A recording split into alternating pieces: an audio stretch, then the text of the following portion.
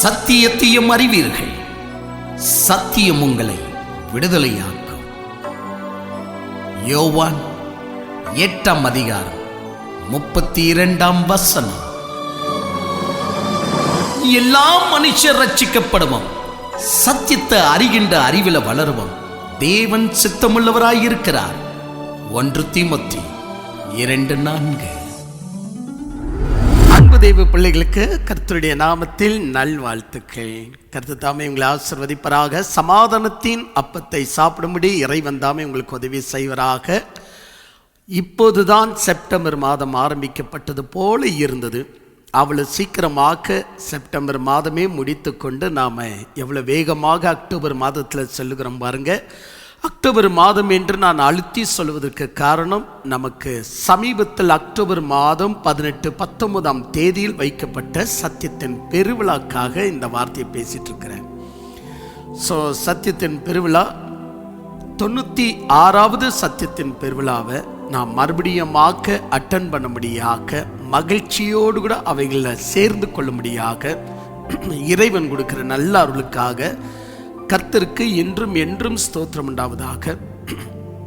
நாம் இறைவனை நேசிக்கக்கூடியவர்களாக இருப்போம்னா கண்டிப்பாக இறைவனை நாம் நேசிக்கிறோம் என்பதை காட்டி கொடுக்க ஒரே ஒரு ஆப்ஷன் எதுனா, ஒழுங்கா ஜெபிக்கிறது அல்ல.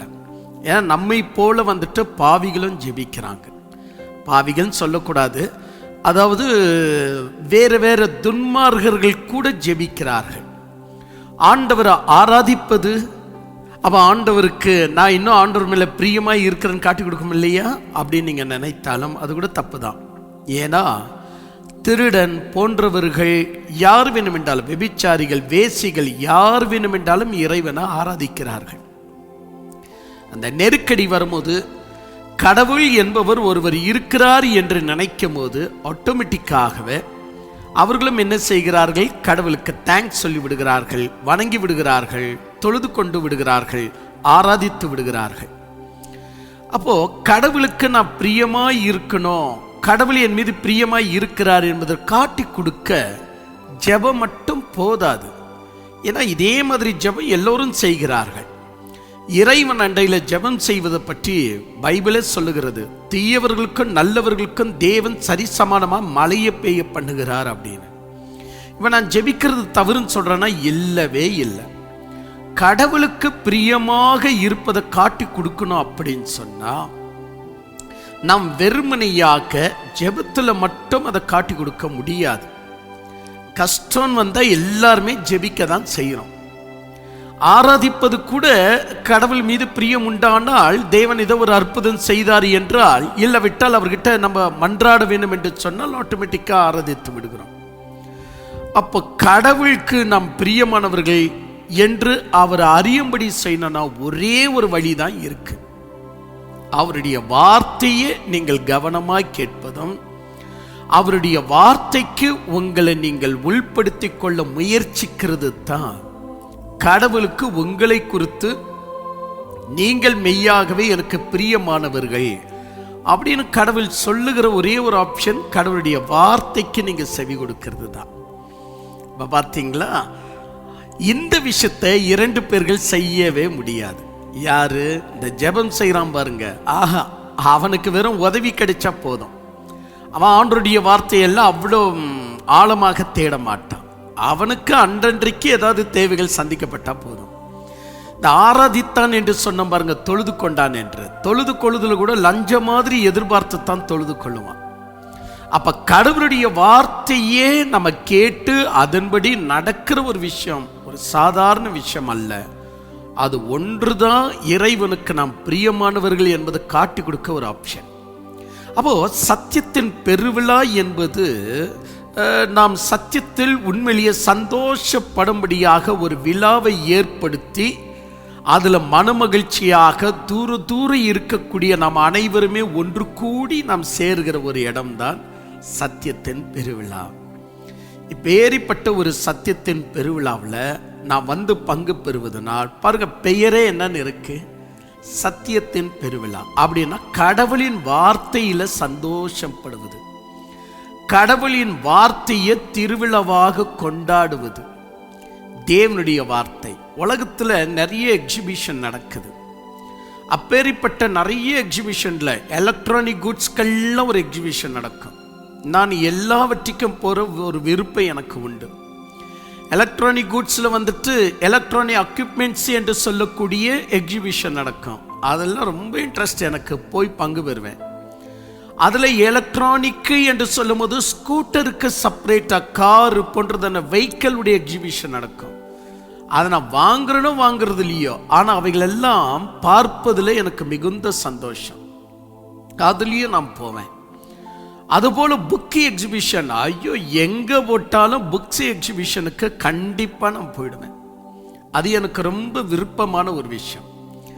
அடுத்தது என்னன்னு சொன்னா அப்படின்னா ஹெல்த் கேர் எக்ஸிபிஷன் சொல்லிட்டு போடுவாங்க. அதுல கூட நான் பங்கு பெற்றிருக்கிறோம். பிரம்மாண்டமான கிரவுண்டில் அது சுமார் என்ன சொல்லலாம், அவ்வளோ அருமையாக ஸ்டாலை கிட்டத்தட்ட ஒரு 800-600 ஸ்டாலுங்களை போடுவாங்க. ஹெல்த் கேர் சம்மந்தமே இருக்காது. நாமெல்லாம் அந்த அளவுக்கு நாம் படிக்கும்படியாக நம்முடைய சப்ஜெக்டை எடுக்கல தான் அந்த காலத்தில். ஆனால் அந்த மாதிரி எக்ஸிபிஷன் வரும்போது கண்டிப்பாக நான் போய் சேருவேன். ஸோ ஹெல்த் கேரை பற்றி என்னெல்லாம் எக்யூப்மெண்ட்ஸுங்க வந்திருக்கு, எப்படியெல்லாம் உலகம் முன்னேறி இருக்கிறது என்பதெல்லாம் பார்வையிடணும்னா ரொம்ப கொள்ள பிரியம் எனக்கு. அடுத்தது என்ன அப்படின்னு சொன்னா, இத்தனை எக்ஸிபிஷன் போயிருக்கிறேன், இன்னும் நிறைய இருக்கு. ஹெல்த் கேர் மட்டுமல்ல, இன்னும் நிறைய கிச்சன் ஹோம் சென்டர் அப்படின்னு சொல்லிட்டு கிச்சனுடைய விஷயத்திற்காகவே எக்ஸிபிஷன் போடுவாங்க. நிறைய தாய்மாருங்க வருவாங்க, ஆண்கள் கூட வருவாங்க. அதில் நானும் ஒருத்தன். எனக்கும் அது ரொம்ப இன்ட்ரெஸ்ட். ஸோ கிச்சன் குறித்து என்னெல்லாம் இருக்கு அப்படின்னு. அதுபோல் ஃபர்னிச்சர் எக்ஸிபிஷன் அப்படின்னு வாங்கும். ஸோ விதவிதமான ஃபர்னிச்சர் என்ன சொல்ல போம்னா 1-2 நம்மளால சொல்ல முடியாது. அந்த அளவுக்கு சோஃபா வேணுமா, நிறைய விஷயம் சொல்லலாம். இப்படி சொல்லிக்கிட்டே போகலாம். இப்பேரிப்பட்ட ஒரு விஷயம் எல்லாம் இந்த மாதிரி எக்ஸிபிஷன் நடக்கும்போது பங்கு பெற்று பழகி போனதுனால் ஒரு விஷயம் சொல்றேன். அது நீங்க எப்படி ஏத்துக்கிறீங்கன்னு தெரியாது. உண்மை விஷயம் சொல்லுகிறேன். அந்த எக்ஸிபிஷன்ல ஒரு எக்ஸிபிஷன் ஃபுட் கோர்ட் அப்படின்னு நடத்துவாங்க. அதாவது வெறும் தின்னுவது அப்படின்னு சொல்லி உலகத்துல மலேசியா, சிங்கப்பூர், ஈரான் இந்த மாதிரி பல நாடுகள் சேர்ந்து எக்ஸிபிஷன் நடத்தும். வெறும் சாப்பிட்ற விஷயம். அப்ப அந்த சாப்பிட்ற விஷயத்துல போய் நீங்க பங்கு பெற்று பாருங்களா, அப்பா எதுக்குமே வராத கூட்டம் எதுக்கு மட்டும் வரோம் அப்படின்னா அந்த ஃபுட்டு, அதாவது சாப்பிட்ற எக்ஸிபிஷன் தான் பயங்கர ரஷ், பயங்கரமா இருக்கும். எலக்ட்ரானிக் ஹெல்த் கேர்ன்னு சொல்லும் போது காலியா இருக்கும் கிரவுண்டு. அதுபோல இவர்கள் எல்லோரும் அதை கொண்டாடுகிறார்கள். அப்போ நம்ம தின்னுவதை கொண்டாடுவதற்காக ஒரு எக்ஸிபிஷன், ஒரு திருவிழான்னு இருக்கு அப்படின்னு சொன்னா, சத்தியத்தின் பெருவிழா அப்படின்னு சொல்வது இன்னும் எவ்வளவு பெரிய ஒரு பங்கு பெற வேண்டிய ஒரு முக்கியமான அம்சம் பாருங்க. சத்தியத்தின் பெருவிழா என்று சொன்ன உடனே நமக்கு அந்த மன மகிழ்ச்சி வரணும். ஏன்னு சொன்னா இதுவரையில் நாம் கேள்விப்படாத வார்த்தை. நிறைய இடங்கள்ல தேவனுடைய வார்த்தை பேசப்படுகிறதாக சொல்லுகிறார்கள். கரெக்ட், ரொம்ப நல்லதுதான். கடவுளுடைய வார்த்தை பேசப்படுகிறது அப்படின்னு சொன்னா அந்த வார்த்தை எப்படி இருக்கணும் அப்படின்னா, இதுவரையில் கேள்விப்படாத ஒரு வார்த்தையாக இருக்கும் போதுதான் சந்தோஷம். நான் இதை போன்ற ஒரு கருத்து நான் கேள்விப்படவே இல்லை, இதை போன்ற ஒரு அர்த்தம் நான் கேள்விப்படவே இல்லை, இதை போன்ற ஒரு விஷயம் இந்த வசனத்தில் இப்படி அடங்கியிருக்கா, இப்பதான் நான் கேள்விப்படுறேங்க. அப்படி ஒரு டாபிக்கை எடுத்து சத்தியத்தின் பெருவிழா என்று நம்ம சந்தோஷம் படக்கூடிய ஒரு விஷயம், அதுதான் இந்த சத்தியத்தின் பெருவிழா. ஒவ்வொரு முறை ஒவ்வொரு டாபிக்கை நம்ம எடுத்துக்கிறோம். இந்த முறை நம்ம எடுத்துக்கிட்ட ஒரு டாபிக் தான் பேதுருவின் கடல் பாதை அப்படின்னு. அடடே, என்னங்க இது ரொம்ப சிம்பிளா இருக்க அப்படிதான் தோணும். ரொம்ப சிம்பிளா இருக்கிற மாதிரி ஒன்றுமே இல்லாதது போல அது தோணும். இதை போல 2 செய்திகள் நான் பேசியிருக்கிறேன். வெறும் இயேசு கிறிஸ்து கடல் மீது நடந்த விஷயத்தை 2 பக்கம் பேசியிருக்கிறேன். ஒரு பக்கம் 4 மணி நேரம், இப்ப கூட மறுபடியும் 4 மணி நேரம். அந்த செய்தி பேசும்போது இயேசு கிறிஸ்து கடல் மீது நடக்க காரணம் என்ன என்ற டாபிக்ல போகும். ஆனா இப்ப நம்ம தியானிக்க வேண்டிய ஒரு விஷயம், பேதுரு கடல் மீது நடக்க காரணம் என்ன. ஒரு சிம்பிளா நம்ம பைபிளை வாசிக்கும் போது எந்த விதமான அர்த்தங்கள் நமக்கு தோணாது. நான் பலமுறை சொன்னதையே நான் சொல்றேன். சத்தியம் என்றால் என்ன தெரியுங்களா? சத்தியம் என்றால் சமைக்க தெரிந்தவனுக்கு அரிசி எப்படி யூஸ்ஃபுல்லா இருக்குமோ அப்படிதான் ஆவியானவருடைய சிந்தனையை அறிந்தவனுக்கு மட்டும்தான் சத்தியம் தெரியும். அது பேசப்படும் போதோ இல்லை கேட்கப்படும் போதோ ரெண்டுல எது இருந்தாலும் ஓகே தான். ரெண்டுத்துக்கும் ஒரே விஷயம் எதுனா, ஆவியானவருடைய சிந்தை அறிந்தவன். சமையல் அறிந்தவனுக்கு அரிசியுடைய பயன்பாட்டு நன்றாக அமைந்துவிடும். சமையல் அறிதல் இல்லை அப்படின்னா அப்போ உனக்கு அரிசியுடைய பயன்பாட்டு ஒன்னும் யூஸே இல்லைன்னு அர்த்தம். அதுபோல ஆவியின் சிந்தை நமக்குள்ள இல்லை அப்படின்னா அப்ப நமக்கு இந்த பைபிள் யூஸே இல்லை. ஆவியின் சிந்தை நம்மை நடத்துகிற பகுதி வேற, ஆவியின் சிந்தை இல்லாமலேயே பைபிளை வாசித்து புரிந்து கொள்ளுதலுக்கு போகிற நிலை வேற. இது இரண்டும் வித்தியாசங்கள், வெகு தூரத்துக்கு உண்டான ஒரு வித்தியாசம். அதனால தான் உங்களுக்கு புரிகிற மாதிரி நான் சொன்னேன். சமைக்கிறவனுக்கு அரிசி பயன்படும், சமைக்காதவனுக்கு எப்படி அரிசி பயன்படும்? அதுபோலதான் ஆவியின் சிந்தனை இருந்தால் சத்தியம் நமக்கு, அதாவது இந்த வேதம் நமக்கு பயன்படும். ஆவியின் சிந்தனை இல்லை அப்படின்னா இந்த வேதம் நமக்கு பயன் தராது. ஒரு அரிசி மாதிரியே இருக்கும். சமைக்க தெரியலையே, என்ன பண்ணோன்னே தெரியலையே, தெரியலன்னு சொன்னா அரிசி அரிசி மாதிரியே இருக்கும்.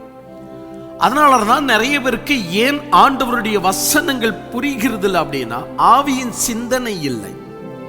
என இந்த வேதாகமம் ஆவியானவரால் எழுதப்பட்டபடினால் ஆவியானவரின் சிந்தனை அவசியம். ஒரு புத்தகத்தை எழுதிய ஒரு அகியோனுடைய சிந்தனை நமக்குள்ள இருந்தாதான் அந்த புத்தகத்தை அவர் என்ன டைப்ல எழுதுகிறார் என்று படிக்க படிக்க புரிந்து கொள்ள முடியும். புத்தகத்துடைய அகியோன், அதை எழுதிய அந்த ஆத்தருடைய சிந்தனை நமக்கு இல்லை அப்படின்னா எப்படி நம்மால எழுதினவருக்கு ஏற்ப நம்ம புரிந்து கொள்ள முடியும்? அதுபோலதான் இந்த வேதம் எழுதப்பட்டது ஆவியானவரால். அப்ப நமக்கு ஆவியின் சிந்தனை உண்டானால் மட்டும்தான் இந்த வேதம் நமக்கு புரிய ஆரம்பிக்கும். இல்லை என்றால் நடைமுறை நம்முடைய சிந்தனையிலேயே இந்த வேதத்தை புரிந்து கொள்ளக்கூடியவர்களா போயிடுவான். ஏற்குரிய இந்த சத்தியத்தின் பெருவிழாவுக்காக உங்களுக்கு தெரியும், என்னுடைய அருகையில் கொஞ்சம் குறைவு 64 கமெண்ட்ரி அப்படின்னு சொல்லக்கூடிய 64 கமெண்ட்ரிங்களை நான் என்னைக்கும் படிப்பேன். 64 கமெண்ட்ரியை எடுத்தாலும் அந்த அத்தனை விளக்கு உரையில மத்திய எழுதிய சுவிசேஷம் 14ஆம் அதிகாரத்தில் பேதுரு கடல் மீது நடந்த விஷயத்தை ஒட்டுமொத்தமான 64 வேத பண்டிதர்களும் சொல்லக்கூடிய ஒரே கருத்து என்னவென்று சொன்னால், பேதுருவை போல் நீங்களும் கடல் மீது நடந்து வருகிறீர்கள். அப்படி நடந்து வரும்போது உங்களுடைய எண்ணங்கள் கடலுடைய சீற்றங்கள் மீதோ காற்று மீதோ அலைகள் மீதோ கவனம் செலுத்தினால் நீங்கள் முழுகி விடுவீர்கள். உங்களுடைய ஃபோக்கஸ், உங்களுடைய அந்த ஃபோக்கஸ் யார் மீது அப்படின்னா உங்களை அழைத்த கிறிஸ்துவின் மீதே நீங்கள் செலுத்த வேண்டும். அப்போதுதான் நீங்கள் நடந்து முன்னேற வேண்டும் என்று எல்லாருமே இப்படிதான் பிரசங்கித்திருக்கிறார்கள். ஆனா உண்மை அது அல்லவே அல்ல. கடவுள் நமக்குள்ள கூட நம்ம இறைவன் மீதே ஃபோக்கஸ் செய்ய வேண்டும் என்று சொல்லி கடல் மீது நடந்து காட்ட வேண்டிய அவசியம் அவருக்கு இல்லை. இப்போ நம்முடைய வாழ்க்கையில நம்ம ரொம்ப அதிக கவரப்படுகிற ஒரு விஷயம் எது அப்படின்னு சொன்னா, நமக்கு ஏதாவது கவரப்படத்தக்கதான அற்புதங்கள் இருந்தால் அது மீது தான் அதிக கவனப்படும். உதாரணமாக ஆவியின் வரங்கள் பைபிள்ல 9 வரங்கள் இருக்கிறது. அந்த 9 வரங்களுடைய பெயரை சொல்லுன்னா நிறைய ஊழியக்காரங்களுக்கு அந்த பெயர் தெரியாது. ஆவியின் 9 வரங்கள் தெரியாது. அப்ப ஆவியின் 9 வரத்துல நம்ம தெரிஞ்சுக்கிட்ட வரங்கள் எது அப்படின்னா ரொம்ப கவரக்கூடிய அந்நிய பாஷை. ஏன்னா அது மற்றவங்களை நம்மை மற்றவங்களிடத்திலிருந்து பிரித்து செப்பரேஷனை காட்டுது. அப்ப அந்நிய பாஷை என்று வரும் உங்களுக்கு தெரிஞ்சிருக்கு. ரெண்டாவது அற்புதம் அடியாளங்கள், பாருங்க, இது உங்களுக்கு தெரிஞ்சிருக்கு. மூன்றாவது தீர்க்க தரிசனம், இதுவும் உங்களுக்கு தெரிஞ்சிருக்கு. 9ல் 3 போனா மீதி எவ்வளவு வரங்கள் இருக்கிறது? 6 வரங்கள் இருக்கிறது. அந்த 6 வரங்களுடைய பெயர் சொல்லுங்க பார்க்கலாம். தெரியாது. சரி, இன்னொன்னு இருக்கு. ஆமா, குணமாக்குதல். அற்புதம் அடியாளம் வேறங்க, குணமாக்குதல் வேற. சரி விடுங்க, 4 வரங்கள் உங்களுக்கு தெரிஞ்சிருக்கு. மீதி 5 வரங்கள் எங்க போச்சு? 5 வரங்கள் ஏன் பேசப்படுறதில்ல? ஏன்னா அது கவர்ச்சியா இல்லை. அப்ப மனித வாழ்க்கையில் நம்ம என்னைக்குமே சிறு வயதுல இருந்த, இப்ப இருக்கிற பிள்ளைங்க பாருங்க, நம்ம வீட்டில் செய்யற ஸ்வீட்டை கொடுத்தா அதை சாப்பிட மாட்டாங்க. கிண்டர் ஜாய் என்று சொல்லக்கூடிய கவர்ச்சியான பேப்பர் போட்டு, கவர்ச்சியான விளம்பரங்களோடு கூட கவர்ச்சியான சில பொருளை வச்சு கொடுத்தால் அந்த சாக்லேட் சாப்பிடுவது எப்படி சிறு வயதுல இருந்து பழகி போயிருக்கோ, அந்த மாதிரி நம்ம எல்லாம் எப்பொழுதுமே கவர்ச்சிகளுக்கு மட்டும்தான் நம்ம செவி கொடுக்கிறோங்க. கவர்ச்சியாக ஒரு விஷயம் இருக்கும் அப்படின்னு சொன்னா, அது வரமாக இருந்தாலும் சரி, அது எழுப்புதலாக இருந்தாலும் சரி, அதை ரொம்ப விரும்புவோம். சோ என் அன்பு தெய்வ பிள்ளைகளை, அப்போ ஆவியின் வரங்களை மீதி 5 வரங்கள் நமக்கு மனப்பாடமும் இல்லை, பேசப்படுகிறதும் இல்லை, ஒன்றுமே இல்லை. மிஞ்சினால் இன்னும் ஒரு வரம் இருக்கிறது. அது எதுன்னு சொன்னா ஆவியின் பகுத்தறிவு. இதில் கூட சிலர்கள் இன்னும் விளையாடி கொண்டுதான் இருக்கிறார்கள். அப்போ கொஞ்சம் குறைவு உங்களுக்கு 5 வரங்கள் ஓரளவுக்காவது அறிமுகம். என்ன அப்படியே ஃபில்டர் பண்ணிட்டே வந்தா இன்னும் கூட உங்களுக்கு இன்னொரு வரங்கள் கூட தெரிந்துவிடும் என்று நான் நினைக்கிறேன். அதுதான் அறிவுக்கு சம்பந்தப்பட்ட வரங்கள் அப்படின்லாம். அப்ப அதுல ஒன்றை எடுத்துக்கொள்ளும், மீதி எல்லாம் அப்படியே பெண்டிங்காவே இருக்கும். என்ன சோர்ந்து போயிட்டீங்களா? சோ இதெல்லாம் நீங்க கவனிக்கணும். அப்ப நம்ம கவர்ச்சிகளுக்கு இடம் கொடுக்கிற மாதிரி நம்ம உண்மையிலேயே உண்மைக்கு இடம் கொடுக்கிறது இல்ல. அப்ப பேதுரு கடல் மீது நடந்தார் என்று சொன்னால் அதுல கவர்ச்சிகரமான விஷயத்திற்கு மட்டும்தான் நம்முடைய எண்ணம் இடம் கொடுக்கும். அதுல அடங்கி இருக்கிற உண்மைக்கு நம்முடைய எண்ணங்கள் இடம் கொடுக்காது. ஆண்டவரை பேதுருவை கடல் மீது நடக்க செய்தவர் என்னையும் கடல் மீது நடக்க செய்ய மாட்டீரா? இப்படிதான் நம்ம உள்ளத்துல நம்ம மகிழ்ச்சி அடைவோம். நாம கடல் மீது நடக்கணும் அப்படின்னு, கடல் மீது நடக்கணும். ஒரு சின்ன ஜபம் பண்ண ஆண்டவர் அப்படியே இன்டர்வியூ அப்படியே தலைக்கீழா மாத்திட்டார். ஒரு சின்ன ஜபம் பண்ண ஸ்டார்ட் ஆகாத வண்டி அப்படியே ஸ்டார்ட் ஆயிடுச்சு. ஒரு சின்ன ஜபம் பண்ண அப்படியே முன்ன போயிட்டு இருக்கிற ட்ரெயின் அப்படியே பேக்ல வந்துச்சு. ஒரு சின்ன ஜபம் பண்ணா அப்படியே பஸ் நான் வந்து உள்ள ஏறி எனக்கு சீட்டு கிடைக்கிற வரைக்கும் பஸ் ஸ்டார்ட்டே ஆகல. இதை போன்றதான கவர்ச்சிகரமான மிராக்கல்களை நீங்க சேர்த்து சேர்த்து வைப்பீங்க. அப்போ நீங்க நன்றாக யோசித்து பாருங்கள். நீங்கள் இன்னுமாக ஒரு பெருவிழாவை கொண்டாடவில்லை. அது எதுன்னு சொன்னா ஆண்டவருடைய வார்த்தை. அப்ப ஆண்டவருடைய வார்த்தை ஒரு பக்கம் மட்டும்தான் உங்களுக்கு மீனிங்க கொடுத்து வருது. அது என்னன்னு சொன்னா, நீ வேண்டும் போது உனக்கு எப்பொழுதும் இறைவன் சகாயம் செய்கிறார், உனக்கு எப்பொழுதும் சகாயம் இருக்கு. அது ஒரு பக்கம் தான் இருக்கு பாருங்க உங்களுக்கு. அப்ப நீங்க கண்ணை திறந்து பார்த்தாதான் மற்றொரு பக்கத்தை நீங்கள் பார்க்க முடியும். அதுதான் ஆவியின் சிந்தனை அப்படின்லாம். அப்ப ஆவியின் சிந்தனை நமக்குள்ள வரும்போது, ஃபர்ஸ்ட் ஆஃப் ஆல், பேதுரு ஏன் கடல் மீது நடக்க இவ்வளவு ஆசைப்பட்டார் என்ற கேள்வி நமக்குள்ள வரணும். அப்ப கேள்வி முதலாவதாக நமக்குள்ள வருகிறது என்று சொன்னால், அப்போதுதான் அறிவு நமக்குள்ள மெதுவாக பெருக ஆரம்பிக்கும். ஏன் கடல் மீது பேதுரு நடக்க அவ்வளவு ஆசைப்பட்டார்? ஆண்டவரே, அது நீரையானால் என்னையும் கடல் மீது நடக்கும்படி செய்யும் அப்படின்னு சொன்னார். ஆனால் விஷயத்தை நீங்கள் எண்ணி பாருங்கள். கடல் மீது நடக்கிற ஒரு ஆசை பேதுருக்கு மட்டும்தானா? அன்னைக்கே ஒரு நாள் இறைவன் வந்துட்டு அப்பம் பிட்டு மீனை கொடுத்தார். ஓகே, ஒருத்தன் தான் சாப்பிட்டானா? எல்லாருமே சேர்ந்து தானே சாப்பிட்டாங்க. அப்ப பேதுரு நடக்கிறார் அப்படின்னா மொத்தம் சீடர்களும் நடந்திருக்கணும் இல்லையா? நீங்க நல்லா யோசித்து பாருங்க. மொத்த சீடர்களும் நடந்திருக்க ஒரு வாய்ப்பு இருக்குமா இல்லையா? சரி நீங்க எல்லாருமே வாங்க அப்படின்னு ஆண்டவர் கூப்பிட்டுருக்கலாம் இல்லையா? சரி, ஆண்டவர் கூப்பிடலன்னு வச்சுக்க. ஆண்டவர் ஒரு வேளை பிறகு மற்ற சீடர்களை பார்த்து, ஏன் பேதுருவை போல புத்தி உங்களுக்கு இல்லையா?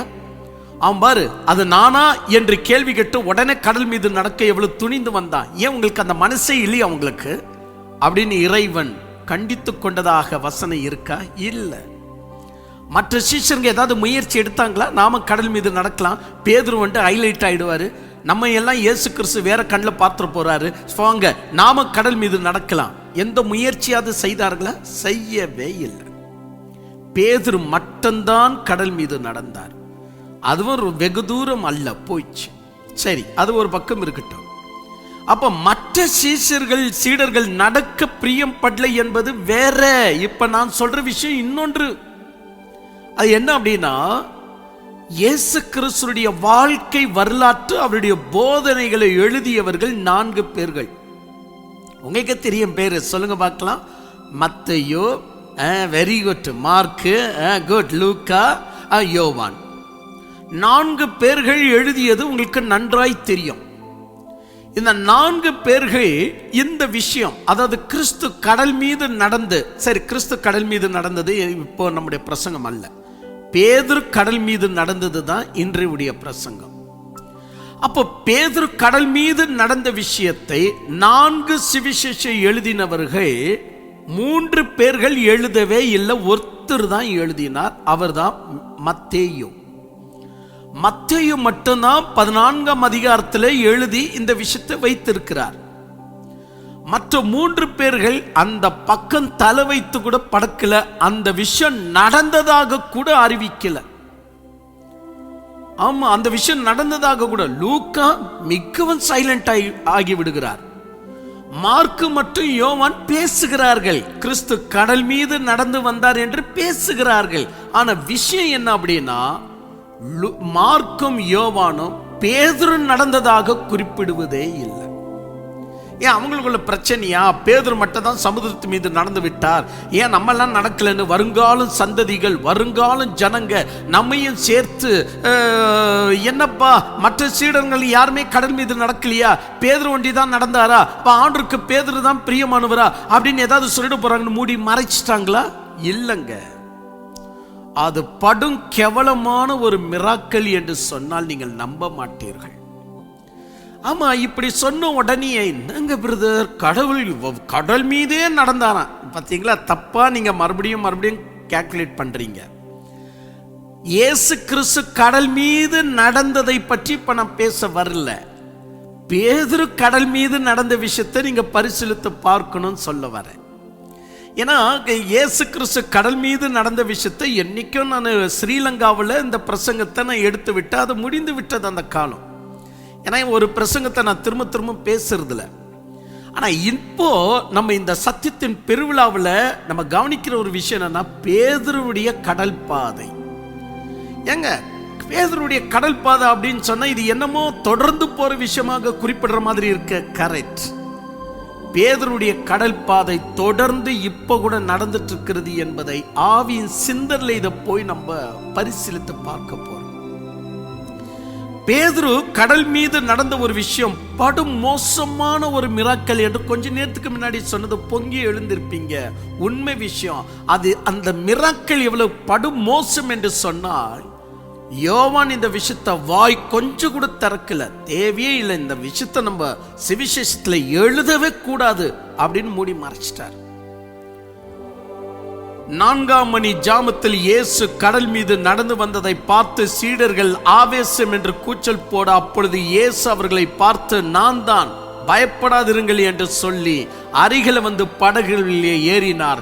படகு செல்ல வேண்டிய பாதைக்கு சென்றது. இவ்வளவுதான் யோவானும் மார்க்கும் குறிப்பிடுவது. மார்க்கு யோவான் இவ்வளவுதான் குறிப்பிடுறாங்க. லூக்கா சுத்தம் அதை மிழுங்கி பேசி விடுவார். அப்படி என்றால் நீங்கள் சிந்தித்து பாருங்கள், லூக்காவும் எழுதல, மார்க்கும் எழுதல, யோவானும் இந்த எவ்வளவு பெரிய விஷயம். பேதுரு கடல் மீது நடந்தது எவ்வளவு பெரிய விஷயம்.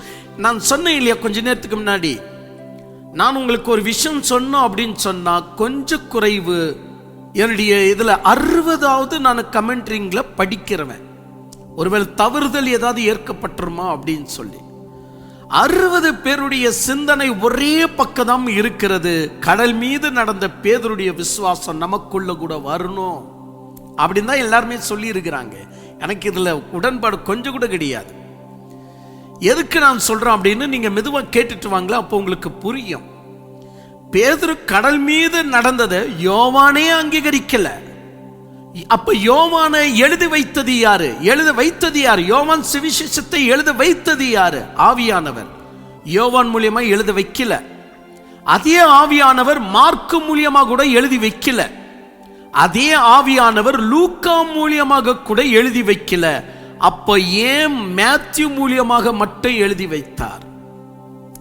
இவங்க 3 பேரும் இயேசு கடல் மீது நடந்த விஷயத்தை சொல்லுகிறார்களே ஒழிய இவங்க 3 பேரும் பேதுரு நடந்ததாக சொல்றதே இல்லை.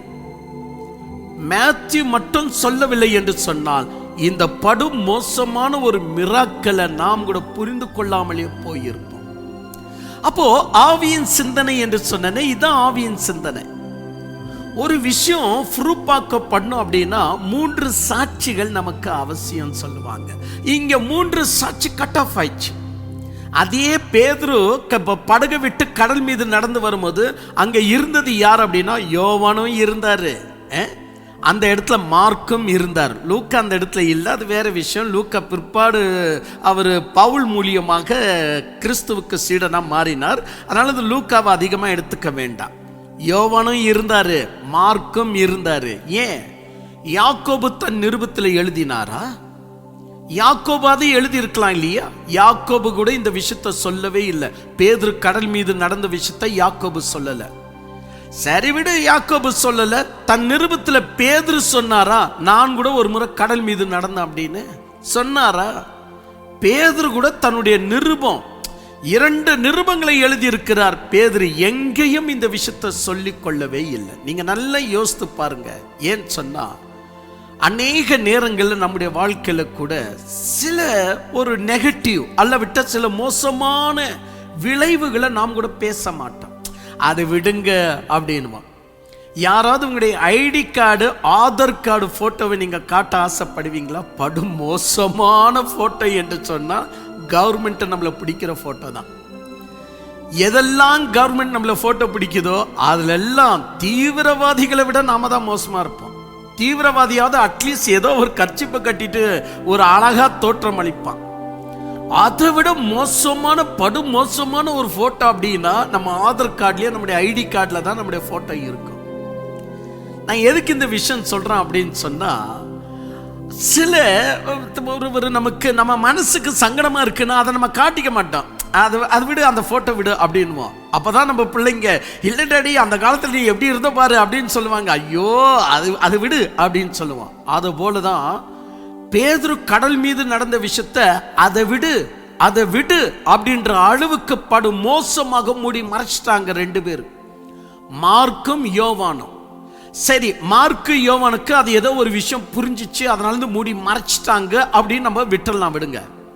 ஏன் லூக்காக்கு தெரியாதா? லூக்கா எழுதிய நற்செய்தி 1ஆம் அதிகாரம் 1ஆம் வசனத்தை தயவு செய்து நாம் இப்ப பேசிக் கொண்டிருக்கும் போது என் பேச்சு கேட்டுக்கிட்டே 1ஆம் அதிகாரம் 1ஆம் வசனத்தை 2ஆம் வசனத்தை படிங்களே. நீங்களே படிங்களே, என்கிட்ட கேட்டுட்டு இருக்கும் போதே படிங்களே. தியோப்பிலாவே, நான் உனக்கு எழுதுகிறது என்னவென்றால், ஆரம்பம் முதல் எல்லாவற்றையும் நன்றாக பரிசீலித்து நான் இதை உனக்கு எழுதுவது எனக்கு நன்றாக மனசுக்கு பட்டது என்றாரு. நன்றாய் பரிசீலித்து எழுதுகிற அப்படின்னு சொல்லக்கூடிய இந்த லூக்கா பேதுருடைய அற்புதத்தை நன்றாய் பரிசீலிக்கலையோ? பேதுரு கடல் மீது நடந்த விஷயத்தை கேள்விப்படலையோ? அப்போ கேள்விப்படவே இல்லைன்னு சொல்ல முடியுமா? கேள்விப்பட்ட போதும் கூட ஏன் இந்த விஷயத்தை நம்ம சொல்லணும் அப்படின்னு ஏன் மூடி மறைச்சார்? அப்ப இதற்கு பின்னாடி யாருடைய சிந்தை? ஆவியின் சிந்தை. அப்ப ஆவியானவர் என்ன பண்றார்? மேத்யூவை மட்டும் எழுத ஆமோதிக்கிறார். ஏன் மேத்யூவை ஆமோதிக்கிறார் என்று சொன்னால், இப்போ என்னால அதை சொல்ல போயிட்டா நம்முடைய டாபிக் வேற மாதிரியா போயிடும். உங்களை நான் சத்தியத்தின் பெருவிழாவுக்கு உற்சாகப்படுத்துகிறேன். அப்ப அந்த விஷயத்தின் மேலேயே நான் பேசிட்டு போனேன் இல்லையா? மேத்யூ மட்டும் இறைவன் உற்சாகப்படுத்துறார். நீ இந்த ஈவென்ட்ஸை எழுதி வை, இந்த சம்பவத்தை நீ எழுதி வை, மற்ற 3 பேருக்கு நான் எழுத விட மாட்டேன். பிறகு பவுலே இந்த நிருபங்களை எழுத வந்தாலும் பவுலுக்கு கூட இந்த விஷயத்தை நான் எழுத விட மாட்டேன். பிறகு யாக்கோபே ஒரு நிருபம் எழுதினாலும் யாக்கோபுக்கு கூட நான் எழுத விட மாட்டேன். ஏன்னா யாக்கோபும் அந்த நேரத்தில் படகுல இருந்தாப்ல. அது மட்டுமல்ல, யூதா என்கிற இன்னொரு நல்லவர், யூதா இஸ்காரியாத் அல்ல. யூதா என்று சொன்னால் சீடர்கள் 2 பேர். இயேசுவின் தம்பி ஆகிய யூதா, இயேசுவை காட்டி கொடுத்த யூதா இஸ்காரியாத், 2 பேர் வேற வேற. அப்ப யூதா என்பவர் ஒரு நிருபத்தை எழுதி இருக்கிறார். யூதா நிருபம் அப்படின்னு வெளிப்படுத்தின விசேஷத்தின் பக்கத்திலேயே இருக்கும். அந்த யூதா தன் வாயை திறந்து ஆனோக்கு முதற்கொண்டு ஆதாம் காயன் முதற்கொண்டு பேசுவார். ஆனா பேதுருவுடைய சின்ன விஷயத்தை பேசியிருக்கலாம். நீங்களும் பேதுருவை போல் கடல் மீது அசைவில்லாமல் நடங்கள், ஆண்டவர் மீது போக்கஸ் ஆயிருங்கள், ஒரு சின்ன வார்த்தையாவது பேசியிருக்கலாம். யாரு? யூதா. யூதா பேசல, யாக்கோபு பேசல, பவுல் பேசல, மார்க் பேசல, யோவான் பேசவில்லை, இவர்கள் இத்தனை பேர்களும் பேசவில்லை. இத்தனை பேர்கள் பேசாத ஒரு விஷயத்தை ஆவியானவர் எதற்காக இத்தனை பேருடைய கையை கட்டி போட்டார்? ஏன் எழுதப்பட இந்த விஷயத்தை எழுதக்கூடாது என்று சொல்லி இறைவன் ஏன் அதை தடை செய்தார்? பிற்காலத்தில் நாம் எல்லாரும் சமுத்திரத்து மேல் நடந்து விடுவோமோ? இப்ப என்ன குஷ்டரோகி அந்த காலத்துல குணமாக்கப்பட்டது, இந்த காலத்துல குணமாக கூடாதுன்னு ஆண்டவர் நினைக்கிறாரோ? அந்த காலத்துல நடந்த அற்புதங்கள் இந்த காலத்துல நடக்க கூடாது என்று இறைவன் அவைகளெல்லாம் எழுதி வைக்காமல் விட்டு விட்டாரோ? எத்தனை அற்புதங்கள் பைபிள்ல எழுதப்பட்டிருக்கிறது. ஆனால் பைபிள்ல சாட்சியோடு கூட ஒரு அட்லீஸ்ட் ஒரு 2 சாட்சியாவது இருக்கலாம். 2 சாட்சி கூட இல்லாதபடி பேதுரு கடல் மீது நடந்த விஷயத்தை மேத்யூ என்ற ஒரு அருமை அகியோனை விட வேற எந்த சாட்சி இல்லாதபடி ஆவியானவர் நிறுத்தி போட்டுட்டார்.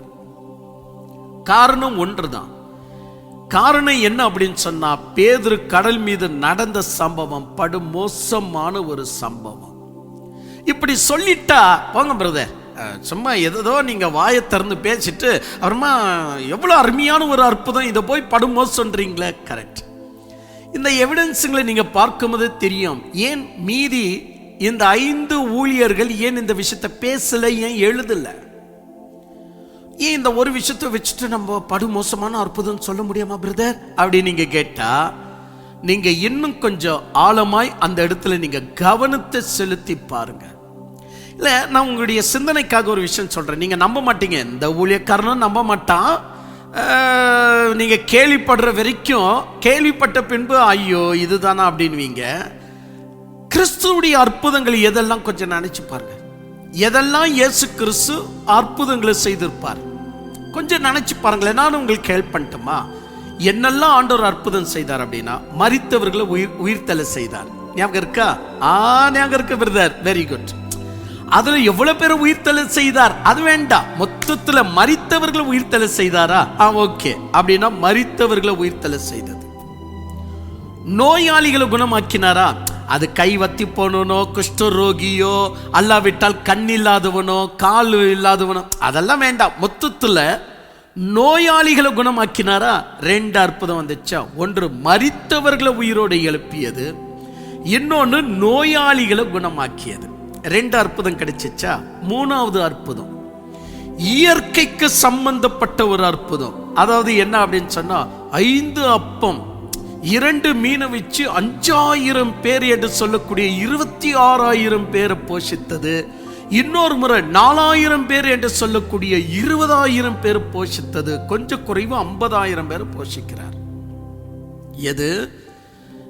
5 ரொட்டி 2 மீன். அப்போ இந்த மாதிரி இயற்கைக்கு ஒரு சவாலான ஒரு அற்புதங்கள்.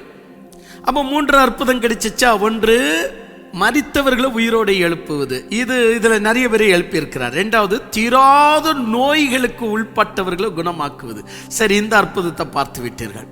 3வது இயற்கைக்கு சவாலான அற்புதங்கள். அதான் அப்பம் பிட்டு மீன் எல்லாம் கொடுத்தாரு. அந்த மாதிரி திராட்சை ரசம், அதாவது தண்ணீர், சாதாரணமான ஒரு தண்ணீரை திராட்சை ரசமாய் மாற்றினார்.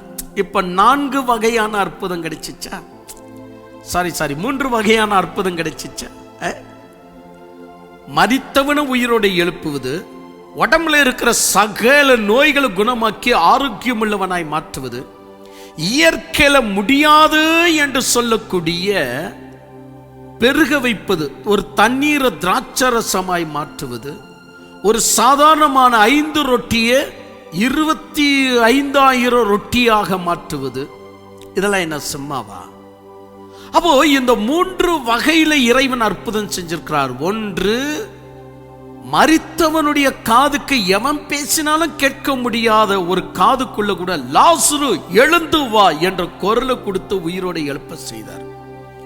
இன்னொன்று, போயிடுச்சு அவ்வளவுதான், குஷ்டரோகமோ இல்ல கண்ணோ இல்ல ஊமையோ அதை கூட இறைவன் குணமாக்கி விட்டார்.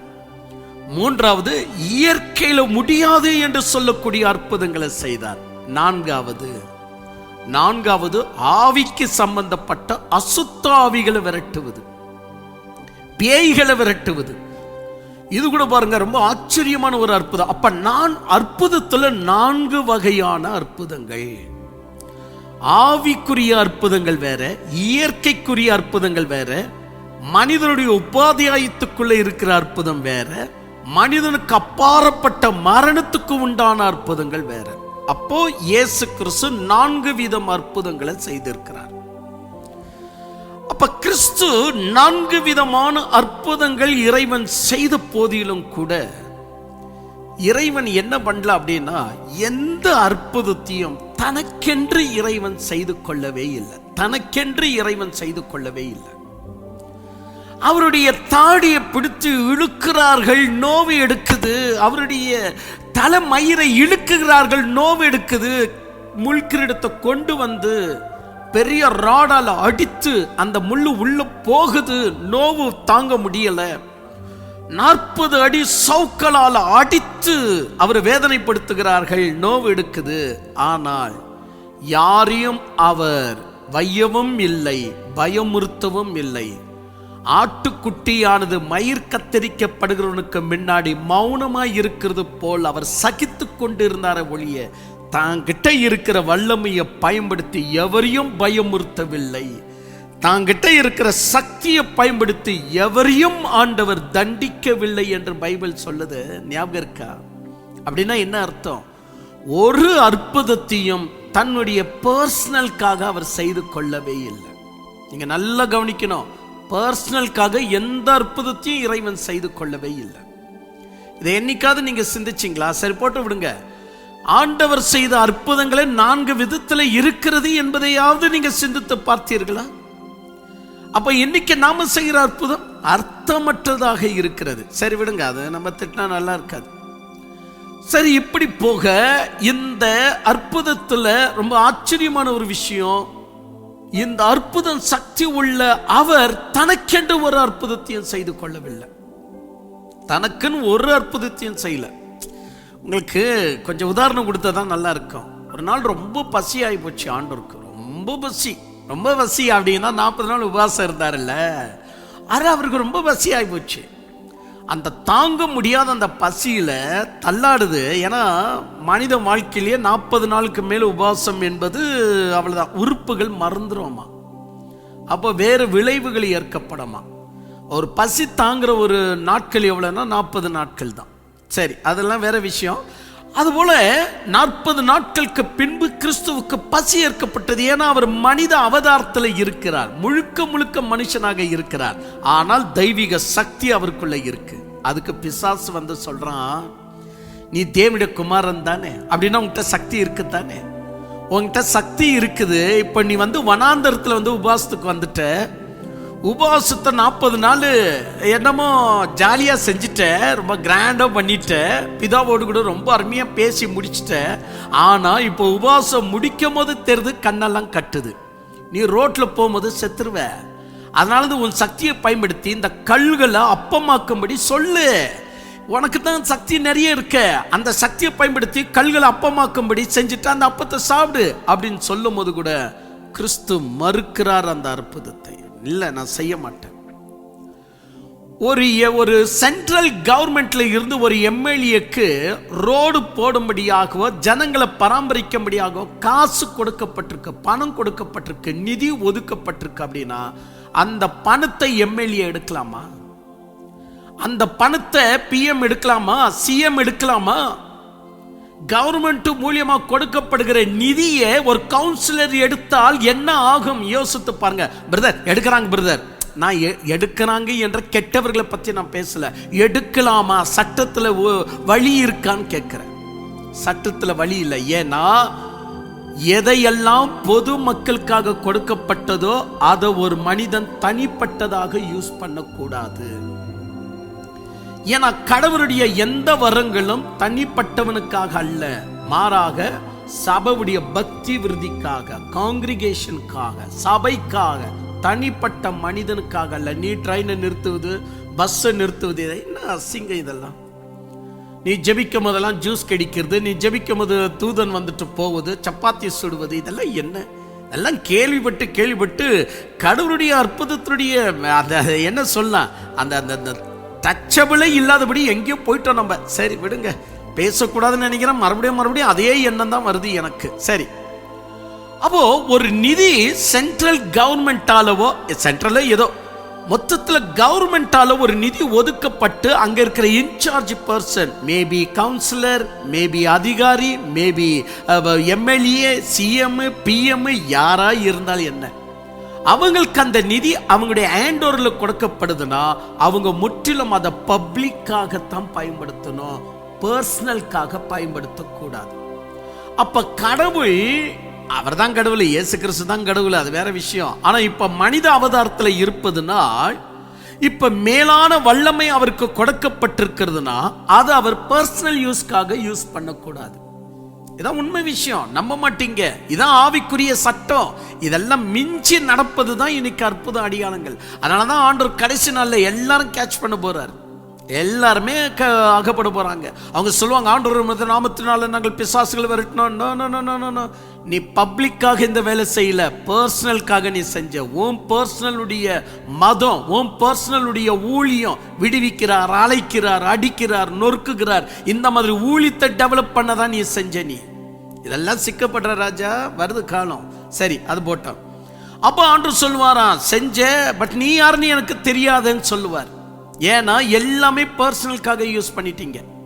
இயேசு விடுவிக்கிறார், அடிக்கிறார், கொல்லுகிறார், வருகிறார், விசாரிக்கிறார். இந்த ஊழியத்துக்கு வந்தாதான் ஆண்டவர் அற்புதம் செய்ய முடியும். நீங்க விளம்பரப்படுத்தியாச்சு, முன்ன போயாச்சு, நடத்தியாச்சு. இதற்கு மேல் நீங்க என்ன பண்ணாலும் ஆவிக்குரிய சட்டம் உங்களை சிறப்பிடிச்சாச்சு. அப்போ நீங்க கடைசி காலத்துல புரிஞ்சுக்குவீங்க, அப்போ என்னோடு கூட பேசிய ஆவியானவர் இந்த ஆவியானவர் அல்ல. அப்ப எந்த ஆவியானவர் அந்த காலத்துல எல்லாம் உங்களுக்கு ஞாபகம் வரும். இதான் சாகாத புழுன்னு ஒரு முறை ஆண்டவர் சொல்றார். அந்த சாகாத புழு உங்களுக்கு எல்லாமே நினைவுபடுத்தும். அதனாலதான் சென்ற 95வது சத்தியத்தின் பெருவிழாவில் நரகத்தின் புழு என்று நான் எடுத்தேன். அநேக பேர்கள் பயன்பெற்றீர்கள். கர்த்தர் ஆசீர்வதிப்பாராக. நல்லா புரிஞ்சுக்கங்க. அப்ப கிறிஸ்து எந்த அற்புதத்தையும் பர்சனலுக்காக யூஸ் பண்ணவே இல்லை. சிலுவையில் அறியப்படும் போது கூட எவனையும் பயமுறுத்தல, பர்சனலுக்காக யூஸ் பண்ணல. சொந்த சீஷன் யூதாசை காட்டி கொடுக்க அன்னைக்கு நைட்டு கடைசியா இயேசு கிறிஸ்துவை மீட் பண்ணிட்டு போறான். அப்ப கூட இறைவன் தன்னுடைய அற்புதத்தை பயன்படுத்தி யூதாசை உட்கார வைக்கல. மாறாக என்ன தெரியுமா சொன்னாரு, நண்பா செய்ய வேண்டியதை சீக்கிரமா செய்து முடியும் அப்படின்னாரு. ஏன்னா அவருடைய வல்லமையை பர்சனலுக்காக யூஸ் பண்ணக்கூடாது. அப்ப பர்சனலுக்காக யூஸ் பண்ணவே இல்லை. ஆனா நீங்க வெக்கங்கேடு, மானங்கேடு. ஜபம் பண்ண உடனே அப்படியே வண்டியில பெட்ரோல் அப்படியே நிரம்பி வந்துச்சான். இவர் 1000 கிலோமீட்டர் போயிட்டு வந்தாராம். நீ ஊழியத்துக்கு போற, வேலைக்கு போறியோ, அதெல்லாம் முக்கியம் அல்ல. என்னைக்குமே ஆவியின் வரங்களை பர்சனலுக்காக யூஸ் பண்ணக்கூடாது. சரி விடுங்க, நான் இப்போ 2 வாரத்தில் சொல்வதனால பெரிய மனமாற்றம் வந்துட போவாது. ஏன் சொன்ன எந்த விஷயத்தையும் விளக்கமா பேசணும், அழகா பேசணும். சரி விடுங்க, இது வேண்டாம். அப்போ என் அன்பு தெய்வ பிள்ளைகளை, இயேசு கிறிஸ்து பர்சனலுக்காக எங்காவது யூஸ் பண்ணாரா என்பது நன்றாய் யோசித்து பாருங்க. இல்லவே இல்லை. அவருக்கு அயர்ந்த நித்திரை வந்தது படகுல. அப்போ கூட இயேசு கிறிஸ்து நித்திரையா, பசியா, எனக்கெல்லாம் பசி உண்டாகாது. பிதாவே, இந்த வயிறை நீர் மாற்றிவிடும், இனி எனக்கு பசி இல்லாத வயிறை கொடுத்து விடும். இப்படியெல்லாம் ஜெபம் பண்ணல. பசி நேரத்தில் பசியா இருந்தார். எதிர்ப்புகள் நேரத்தில் எதிர்ப்புகளுக்கு உள்ளாக்கப்பட்டார். துப்பமோது துப்புகளை வாங்கி கொண்டார். அவமானங்களை பட்டார். நிந்தையிலையும் கஷ்டத்திலையும். இப்ரியர் புஸ்தகம் 5 அதிகாரம் இதெல்லாம் விஷயம் சொல்லும். இயேசு கிறிஸ்து எவ்வளெல்லாம் நொறுக்கப்பட்டார்னு 5 அதிகாரம் சொல்லும்.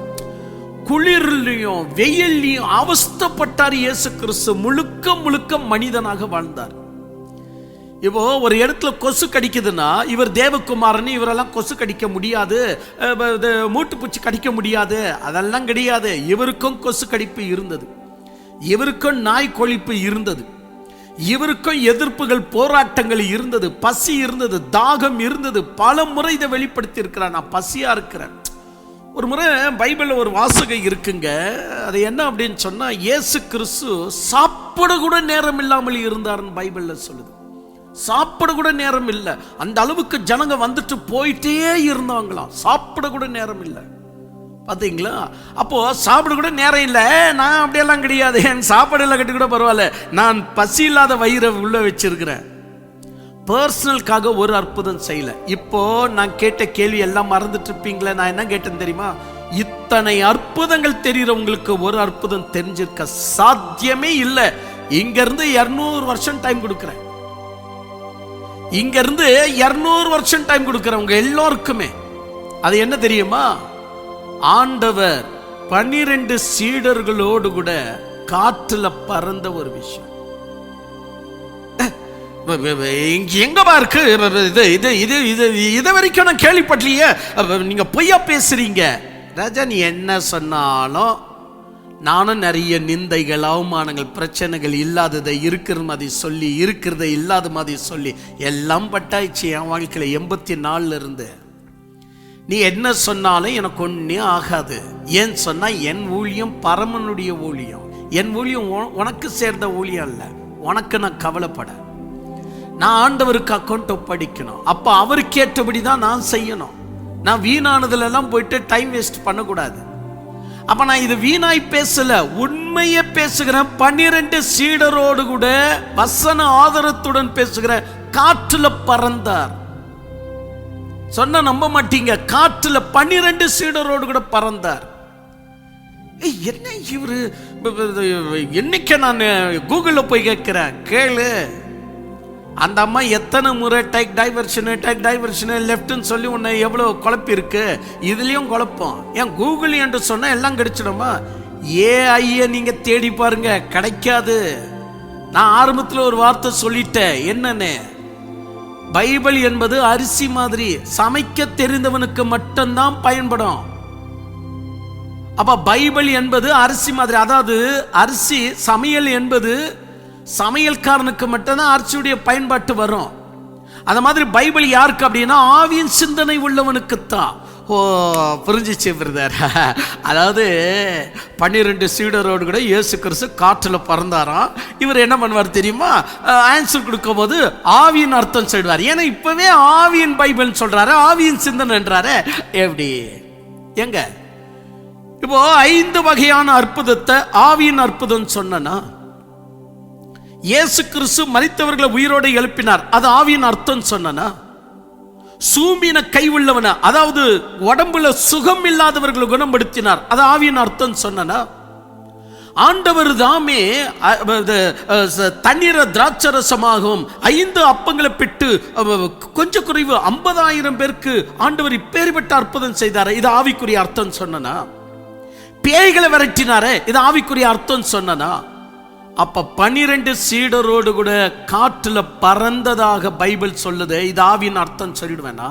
இது 6வது அற்புதம். எங்க செஞ்சாரு? முழு பைபிளை நானே உங்களுக்கு 200 வருஷம் டைம் கொடுக்குறேனே, ஏதோ ஒரு 2 நிமிஷத்துல சொல்லுங்கப்பா அப்படின்னு சொன்னா, அப்ப எனக்கே தெரியும், நீங்க ஈஸியா கண்டுபிடிக்கலாம் அப்படின்னு. அப்ப 2 நிமிஷம், 5 நிமிஷம், 10 நிமிஷம். ராஜா 200 வருஷம் டைம் கொடுக்குறேன். 200 வருஷம் டைம் எடுத்துக்க. 12 சீடரும் இயேசுவும் காற்றுல பறந்ததாக வசனத்தை நீ எடு. உன்னால எடுக்க முடியாது, நான் சவால் விடல. அப்படி என்றால் பேதுரு கடல் மீது நடந்த விஷயத்தை இறைவன் எவ்வளவு கண்டிச்சார் என்பது பிற்பாடு சீடர்களுக்கு புரிஞ்சிச்சு. இந்த அற்புதத்தை நம்ம பேசவும் கூடாது, இந்த அற்புதத்தை நம்ம நிருபங்கள்ல எழுதவும் கூடாதுன்னு ஒருத்தர் தான் இறைவன் எழுத வச்சார். ஏன்னா கடைசி காலத்துல வாழ்ற நமக்கு எச்சரிக்கையா இருக்கட்டும், நமக்கு எச்சரிக்கையா இருக்கட்டும், நமக்கு புரிந்து கொள்ளும்படி மத்தேயுவை கொண்டு எழுதி வைத்தார ஒழிய லூக்காவை, யோவானை, மார்க்க, ஈவன் பேதுருவை, யூதாவை, யாக்கோபை, இவங்க அத்தனை பேர்களையும் இறைவன் ஷட் டவுன் பண்ணிட்டார். எழுதாதீங்க, இந்த விஷயத்தை எழுதாதீங்க, இந்த விஷயத்தை அப்ரோச் பண்ணாதீங்க, என்கரேஜ் பண்ணாதீங்க.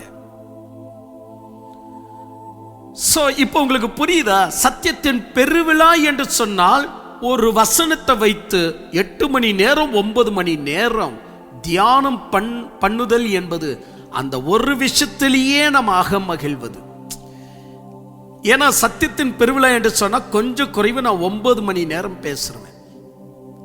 அப்போ 9 மணி நேரம் ஒரு சின்ன விஷயத்தை 9 மணி நேரம் பேசுகிறேன் என்று சொன்னால் நீங்கள் கணித்து பாருங்கள், அதுல எத்தனை விஷயங்கள் பேசி முடிக்க முடியும். 9 மணி நேரம் சும்மாவா?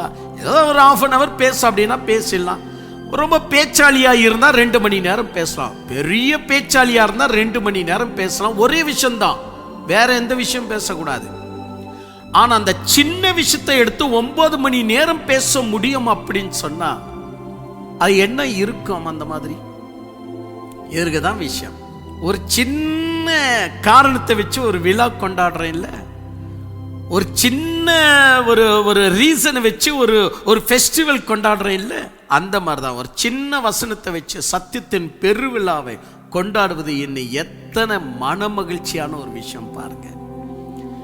என் அன்பு தெய்வ பிள்ளைகளே, ஏனவைதான் நீங்கள் இத்தொகையான ஒரு விஷயத்தை அறிந்து கொள்ளுமாறு நீங்கள் சத்தியத்தின் பெருவிழாவில் வந்து பங்கு பெறுங்க. என் மன மகிழ்ச்சியோடு கூட சொல்லுகிறேன், வாங்க.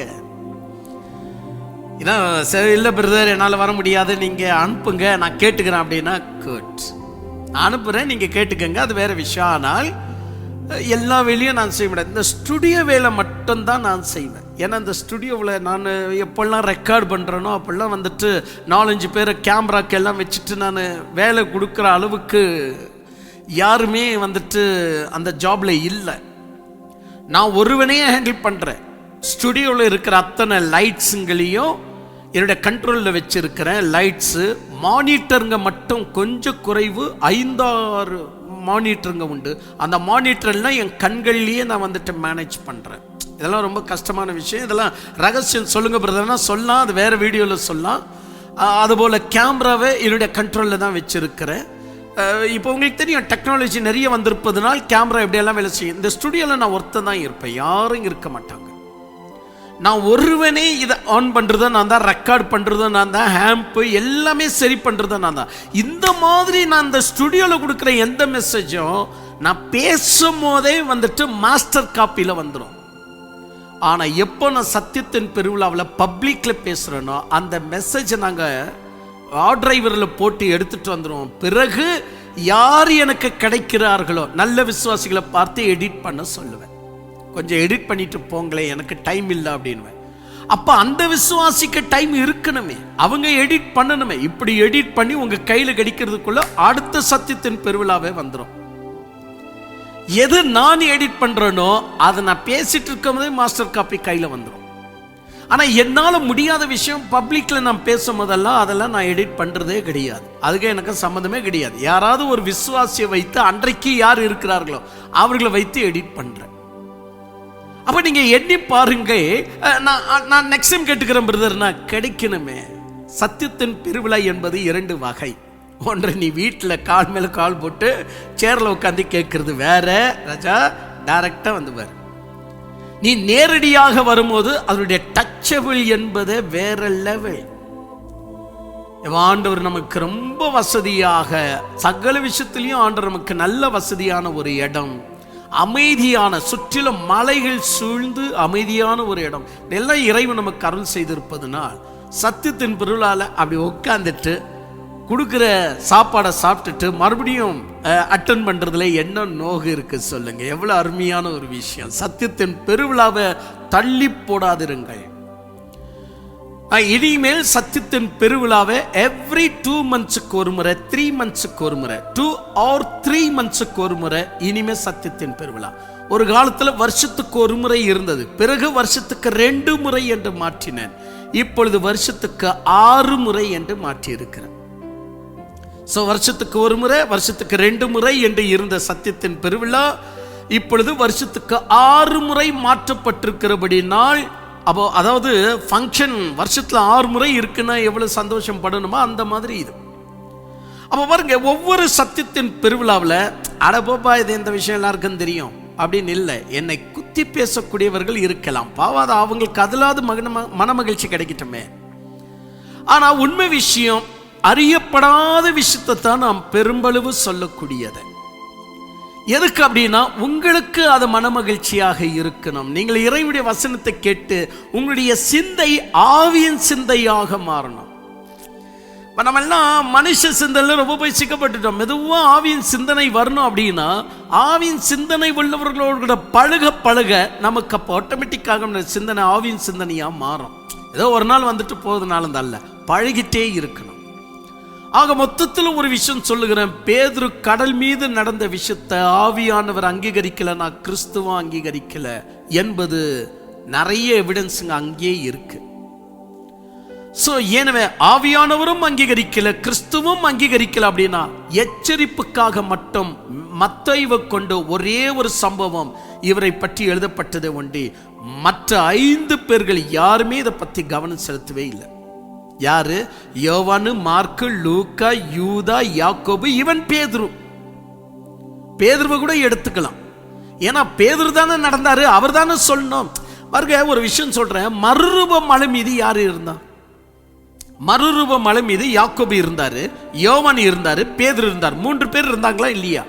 மறுரூப மலை மீது இயேசு கிறிஸ்து மறுரூபம் அடைந்து அங்க எலியா ஒரு பக்கம், மோசே ஒரு பக்கம் அவருடன் பேசியிருக்கிறத கண்டு அவங்க போன பின்பு இந்த சீடருங்க இயேசு கிறிஸ்து கிட்ட வந்து, ஆண்டவரை நம்ம இங்கே தங்கி விடுவோம், மோசைக்கு ஒரு கூடாரம், எலியாவுக்கு ஒரு கூடாரம், உமக்கு ஒரு கூடாரத்தை போட்டு இங்கே செட்டில் ஆயிடுவோம், நம்ம மறுபடியும் எதுக்காக டவுன் ஸ்டேருக்கு போனோம், தேவையில்லை, இங்கே செட்டில் ஆயிடுவோம் என்று சொல்லும்போது வானத்திலிருந்து ஒரு சத்தம் வந்து, இவனின் நேசுகுமாரன், இவருக்கு நீங்கள் செவி கொடுங்கள் என்று வரும்போது கப்சுப்புன்னு எல்லாம் கீழே இறங்கி வந்துடுறாங்க. நல்லதாய் பச்சா. இந்த சம்பவத்தை யோவான் பேசுறார், நாங்கள் அவருடைய மகிமையை கண்டோம். இந்த சம்பவத்தை பேதுரு பேசுறார், இந்த சம்பவத்தை யாக்கோபு பேசுறார். அப்போ இந்த சம்பவத்தை 3 பேர் பேச முடியும். ஏன் இந்த சம்பவம் மட்டுமல்ல, கானான் ஒரு கல்யாணத்தில் இயேசு கிறிஸ்து தண்ணீரை திராட்சரசமாய் மாற்றிய விஷயத்தை பேதுரு பேசியிருக்கார், யோவான் பேசியிருக்கிறார், மற்ற சீடருங்க பேசியிருக்கிறாங்க. ஆனா பேதுரு கடல் மீது நடந்த விஷயத்தை எவரும் பேசல, சைலண்ட் ஆயிட்டாங்க. ஏன்னா அது எவ்வளவு மோசமான அற்புதம் என்பதை புரிந்து கொண்ட அவர்கள், கடிந்து கொள்ளப்பட்ட அவர்கள் பிறகு இந்த விஷயத்தை யார்கிட்டையும் பேசல.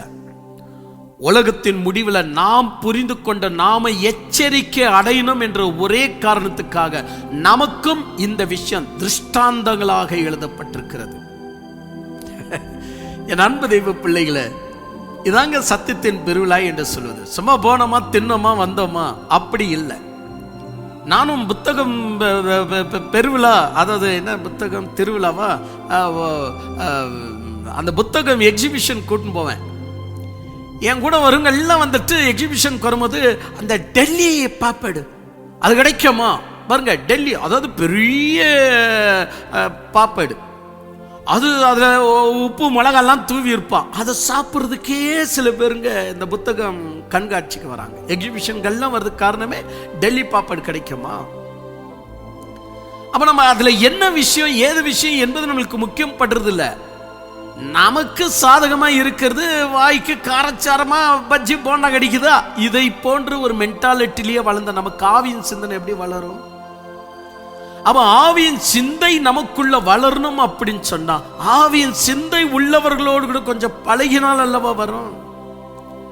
வாங்க, உங்களுக்கு பலவிதமான ரகசியம் அந்த இடத்துல வெளிப்பட போகுது.